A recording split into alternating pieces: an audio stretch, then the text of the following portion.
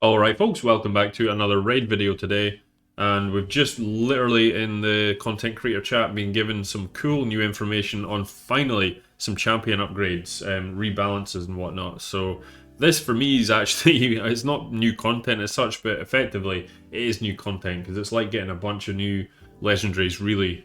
Sometimes it is, depends how good or bad the buff is, but I remember when Candrathon the buff came out for him, it was basically like getting a brand new like A-star legendary, so you can get some really cool stuff out of this. So I haven't had a look at any of this stuff yet. This is brand new to me as well, total first reaction. So let's just crack on with all the new rebalances that are coming to the game.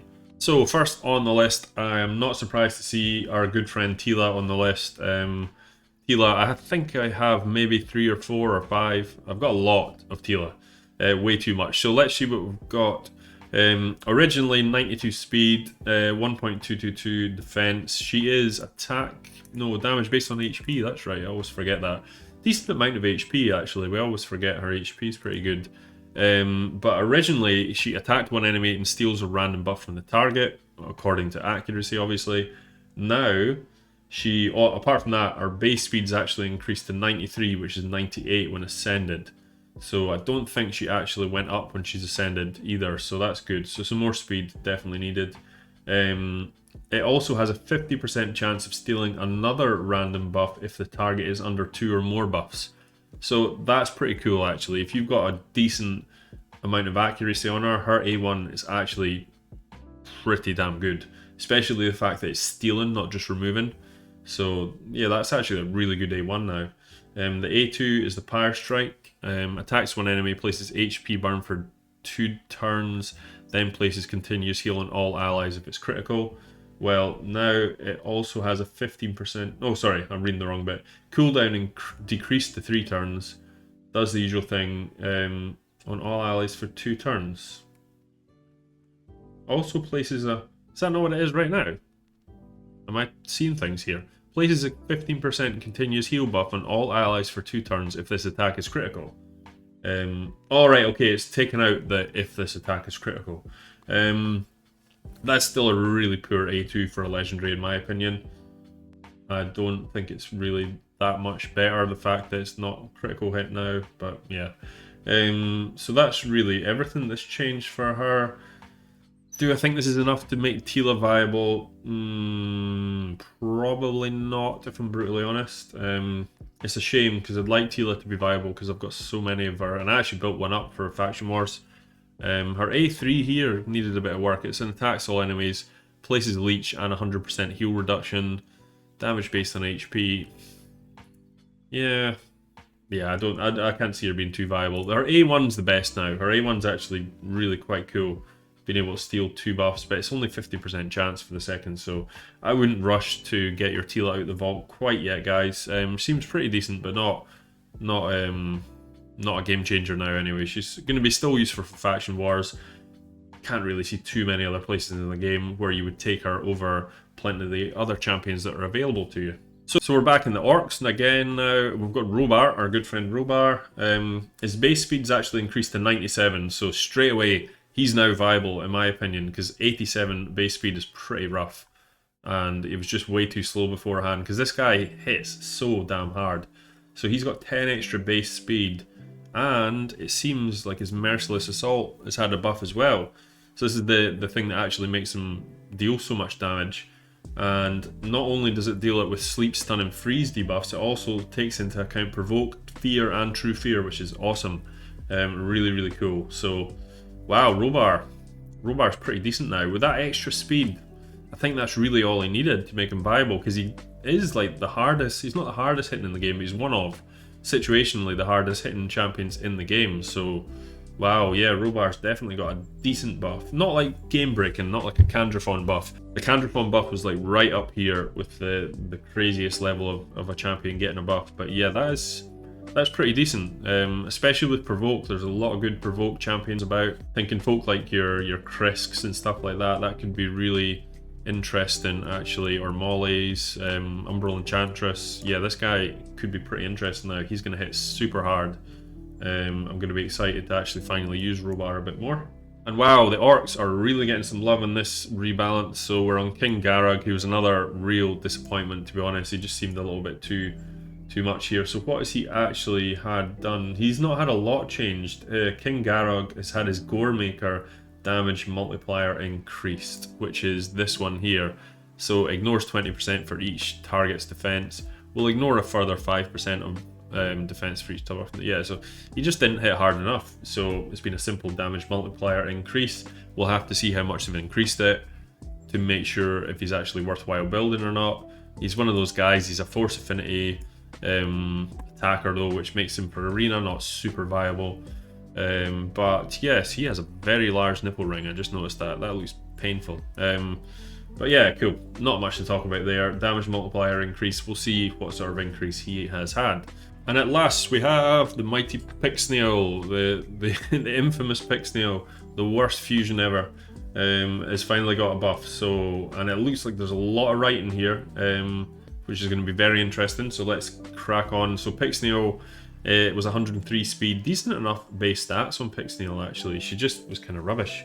So let's see what's changed. Attacks one enemy beforehand has a 30% chance of placing a Veil buff on a random ally for 1 turn.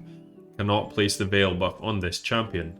Now has a 30% chance of placing a Perfect Veil for 1 turn with the ally with the lowest HP. So yeah, that's definitely an improvement, I believe. Cannot place the Perfect Veil. I mean, Veil's kind of useless compared to Perfect Veil, so that is that's definitely an improvement. The Frost Weaver next. Whenever an enemy, let's check this. Oh, that's not that. It's actually not had a buff at all. It's just this one, which is the passive. So these two abilities are staying exactly the same. Let's just refresh our memories. So this might include the passive into it. So places a 60% increased defense buff and a 15% continuous heal buff on all allies for 2 turns. Then attacks all enemies under freeze debuffs. Places a weaken 2 turns. Enemies under freeze debuffs. Right, cool. Attacks 5 times at random. Oh yeah, each hit has a 30% chance of placing freeze, which books up to 50%, 100% chance if of placing freeze debuff on enemies that had received 2 hits. Okay. Let's see what they've changed in the passive here. So whenever an enemy places a freeze debuff on an ally, has a 20% chance of stealing the freeze debuff and placing it on this champion instead. Which will be a 35% chance. Has a 25% chance of filling this champion's turn meter by 25% every time they receive a freeze debuff, and has a 35%, which is, again, that'll be 60% chance of removing any freeze debuffs from this champion at the start of every turn. If there are multiple champions in this team with the skill, only one will activate. So what's changed? So has a 50% chance of stealing the freeze debuff now instead, whereas before it was a 20% chance. So that's a big increase actually. Considering it will still affect with this, that's 65% chance now of stealing a freeze debuff. And then this one here has been increased to 35% chance. Perfect, so 35% chance to fill this champion's turn meter by 25%. So that will be, yeah, 50%. And this here has actually just straight up removed any freeze debuffs from this champion at the start of every turn. Wow. Yeah, she's like actually pretty good now. Yeah, that seems really good. So all in all, this has changed a little bit into a Perfect Veil. That's neither here nor there really. This passive though, you've got a 50% chance of stealing a freeze debuff when it goes on to one of your, well, sorry, a 65% chance when booked, chance of stealing a freeze debuff onto this champion, and then every single turn removes all freeze debuffs. So this is a really pretty solid anti-freeze champion, and also a 50% when booked chance of filling this champion's turn meter by a quarter every time they receive the free debuff. So every time they receive the freeze debuff, so she's going to shoot up in turn meter. Yeah, that's pretty interesting actually. I like her now. I think she's going to be pretty damn good. That passive is awesome now. So that's originally that's the way it should have worked, I think. Doesn't feel like she's totally broken or anything, but I think she's going to be usable now. Would you use her over, like, I don't know, like an immunity, block debuffs type champion to stop the freezes altogether. I don't know. I like the idea of her just gaining that much turn meter though. You know, anytime you can gain that amount of turn meter, it seems like a pretty good idea. But yeah, we'll have to try her out. But I do think that's definitely a good buff, the best one we've seen so far. Right, and we've actually got an exciting one for me here. Tomblord was like one of the first legendaries I got, and I've always said he's massively underrated. I really do like Tomblord. I've used him in loads of places like Fire Knight, great in Doom Tower, all these sort of things. So he's actually got a buff, which I'm surprised at, but let's have a look at what he's got. So his Death Burst, which is his A2, that's his poison ability.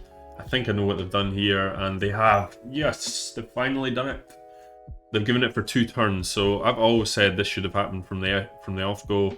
Attacks an enemy, but places 2 poisons for 1 turn. The 1 turn was the thing that killed it for this guy, because I always wanted to hit the passive that makes it hit for 2 turns. Because you've got also a 100% chance of placing it for 4 turns. If it's critical, which is absolutely awesome. So now if it's critical, you can hit 4 2-turn poisons, which could be 3 turns with the passive now. So he is a solid poisoner suddenly, like a really solid poisoner actually, plus all the other stuff he does. He's also had his Blight, which is his really cool ability here, reduced in cooldown, which again is great because it's a 6-turn cooldown, 5 when booked. It will now be a 4-turn cooldown when booked.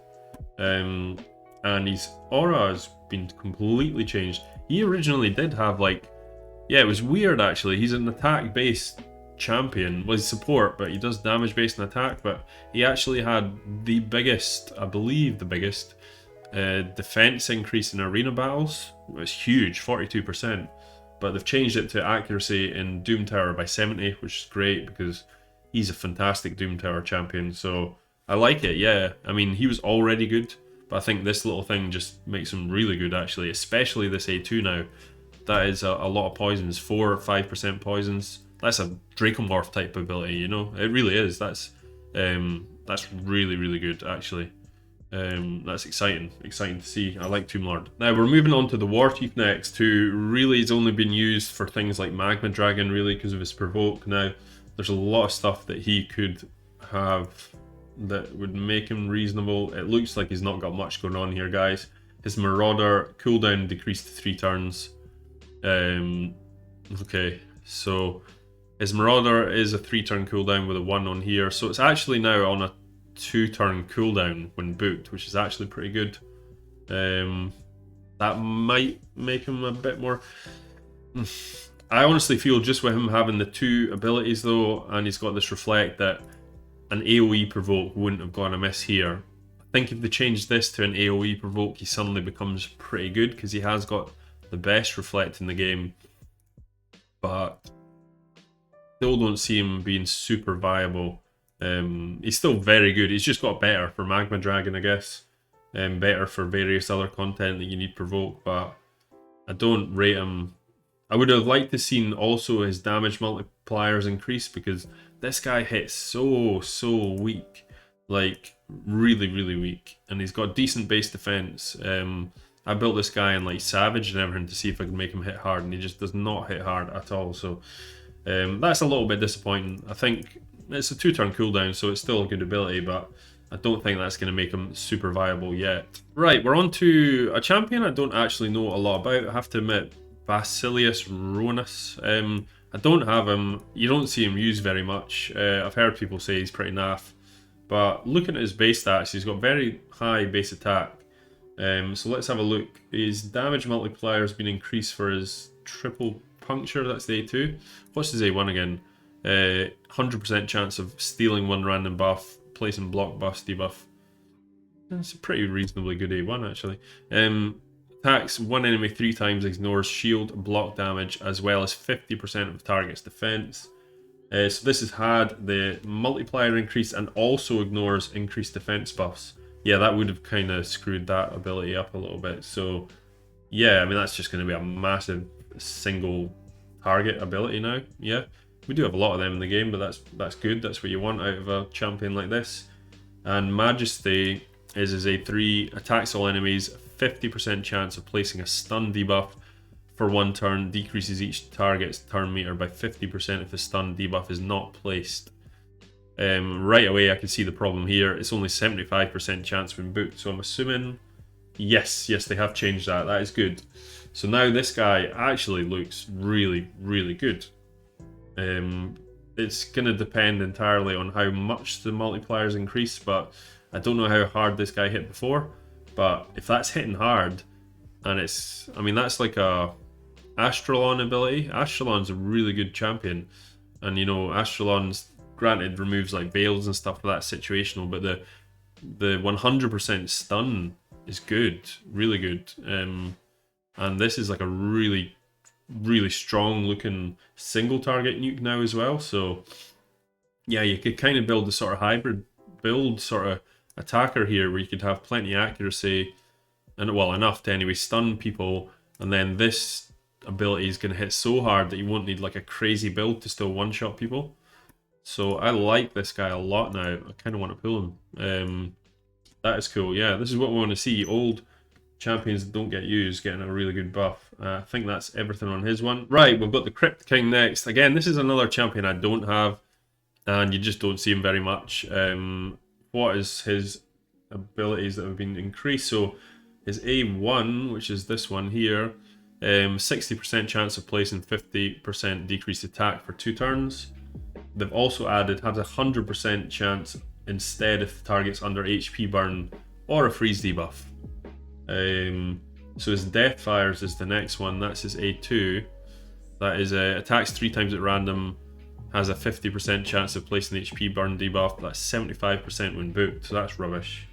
So they've just increased that to 75%. Okay, that's the same as the last guy. So it's now 100% chance to land the HP burn debuff.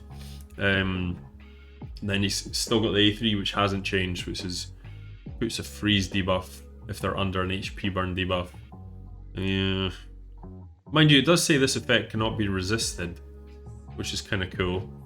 I still don't think he's that great, to be honest. That's not like an insane buff. There might be some pretty cool stuff you can do with him. And the fact that this can't be resisted as well, there'll be some use for him in a lot of PvE content, but definitely not a PvP champion anyway. Now we are on to the infamous Warmother. Just look at the Warmother. There'll be a lot of people rejoicing that she is on the buff list. Again, I don't actually have her either. There's quite a few of these really crappy legendaries I don't have, which is probably a good thing.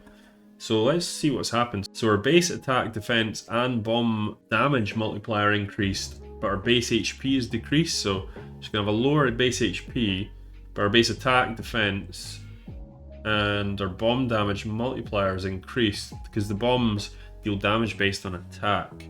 Okay, so that's interesting. Special brew is this one here. Attacks all enemies, places a bomb debuff that detonates after 2 turns, 2 bombs when ascended. So what was it before? Attacks all enemies, places 2 bomb debuffs that detonate after 3 turns. Bomb damage increased by 100% against bosses. So that's the same. It's literally just changed this from 3 to 2. Places to bomb. Yeah, it's got to be the 2 bombs when ascended, you see. That's right. Okay, so let's just lower the turn thing on that. It seems okay. It doesn't seem amazing, I'm not going to lie. Mother's Touch. Attacks all enemies. Oh yeah, she's got the instant thing though. Instantly detonates all bomb debuffs if this attack is critical. It's now instantly detonates all bomb debuffs if this champion is under an increased attack buff. Okay, so that's easier to do than a crit hit, and it means you don't have to... Yeah, you don't have to actually land a crit now, so you could just stack her with attack, like no crit rate. That's interesting. Okay, we'll have to see. I guess it's going to be like how much of the bomb multiplier has been increased.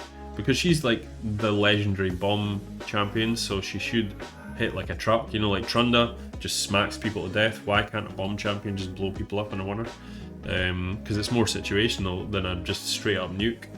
And you know, Trunda's just a magic affinity legendary, same as Warmother, so there's no reason they couldn't do that, and it'd be a different take on the nuke strategy. And look at her, fuck's sake. Hard to tell, guys. I'll just have to see how much of an increase she's had in the attack and the bomb multiplier to make it worthwhile, really.